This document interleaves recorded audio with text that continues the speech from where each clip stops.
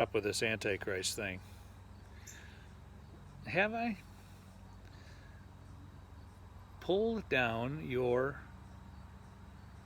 visor on your car, and there's a big warning that says, don't drive too fast or your car will tip over, right?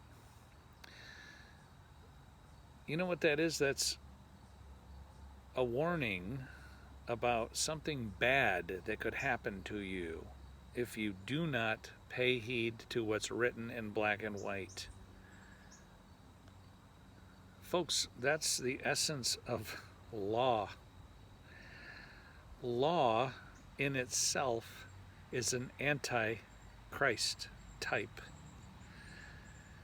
Do you understand that the iteration of the scripture, of the Bible, the Antichrist, is for your benefit?